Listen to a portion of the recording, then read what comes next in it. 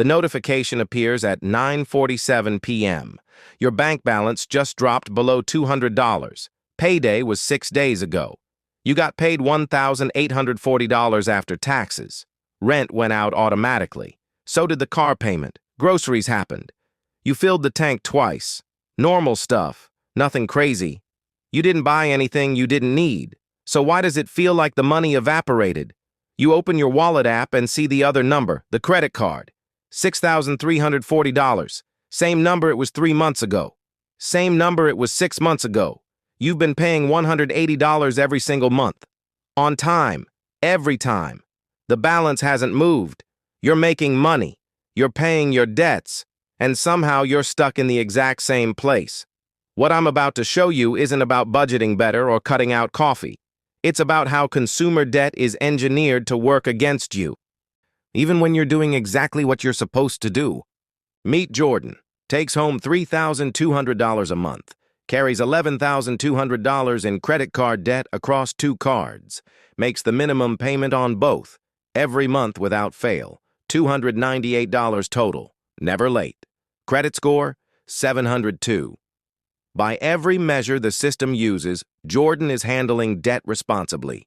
Here's what's actually happening. That $298 payment splits in two. $118 goes toward what Jordan actually owes. $180 goes to interest. That's the cost of carrying the debt. More than 60% of the payment doesn't reduce the balance. It just pays for the privilege of staying in debt.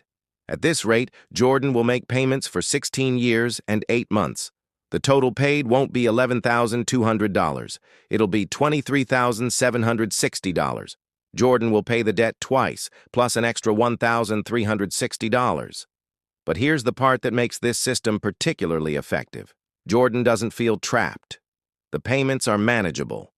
iCredit is still available. Progress feels like it's being made. The math just doesn't support that feeling. And the system works precisely because most people never run the math. This is what happens when you borrow for a living. Not occasionally, not for emergencies, but as a regular part of making your income work. The structure isn't designed to get you out. It's designed to keep you paying. If this breakdown gave you a clearer picture of how these systems actually work, there's more like it here. I post weekly. Each one cuts through the complexity and shows you what the numbers actually mean. No fluff. Just the mechanics you're not supposed to see. Let's look at someone who's doing everything by the book. Alex brings home $3,400 every month. 3 credit cards, total balance of $12,800. Combined minimum payments, $294. Alex pays them all every month on time. Has for the past year and a half.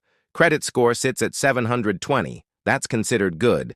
Responsible borrower. The kind of customer lenders love. Yeah, here's the problem. 18 months of perfect payments. The balance? Still $12,800. It's moved maybe $200 in either direction depending on the month. That's it. Hundreds of dollars paid. Almost no actual progress. Something in that math doesn't add up. So where does that $294 actually go each month? It splits.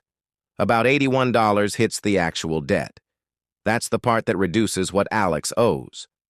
The other $213, pure interest. That's just the cost of having the debt in the first place. Run that math again. Nearly 3/4 of every payment disappears into interest.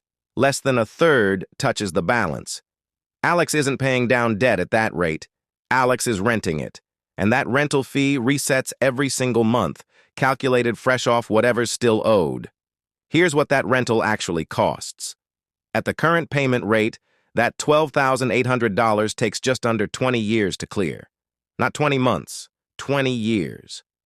Alex is 31 now, debt-free at 51 if nothing changes and no new charges get added. The total amount paid over that time? $27,340. More than double what was borrowed. The original $12,800 turns into an extra $14,540 in interest alone. That's not a projection or worst-case scenario. That's the actual math based on the minimum payment formula and APR on those 3 cards. That 20-year timeline isn't an accident. It's built into how the minimum payment gets calculated. Most cards use a formula, around 2 to 3% of your balance, or a set floor like $25, whichever's higher. Sounds reasonable. Pay a little each month, chip away at it over time. But here's what that structure actually does. The lower the payment relative to the balance, the longer you stay in debt.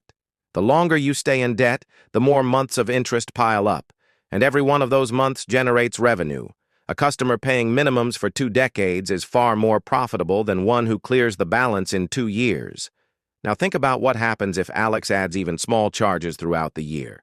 Maybe $800 total. That's not reckless spending. Could be one car repair, a few unexpected bills, normal life stuff.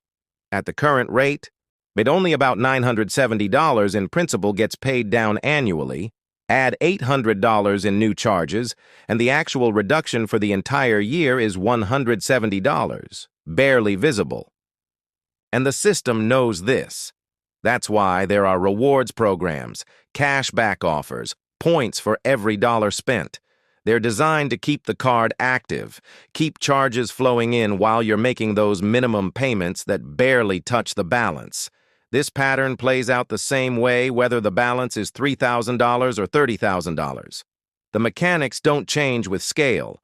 Someone earning $50,000 with $8,000 in debt is experiencing the exact same percentage drain as someone earning $100,000 with $16,000 in debt.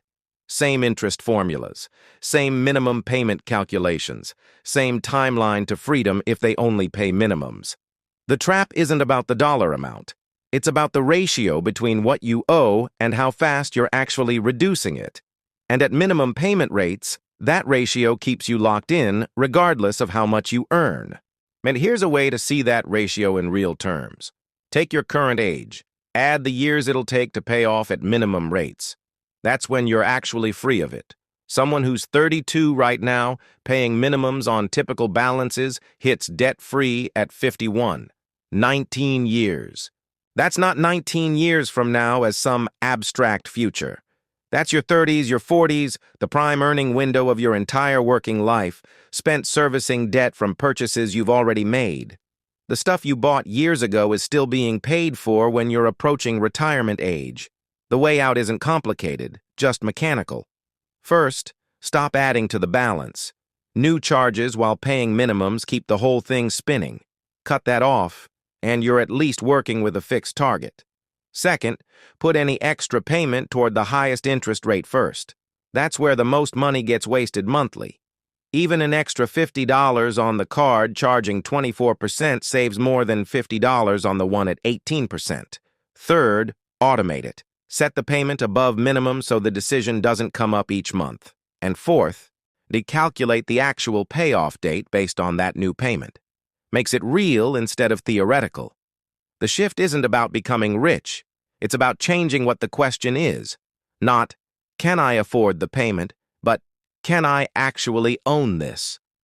Because affording a payment and owning something outright are completely different financial positions. Debt-free doesn't automatically make you wealthy. But it does mean the money you earn stays yours. It's not pre-assigned to interest calculations before you even see it. Your income works for you instead of working backward to cover what you already spent. The game is only rigged if you keep playing by the terms that were designed to keep you paying. You can just stop.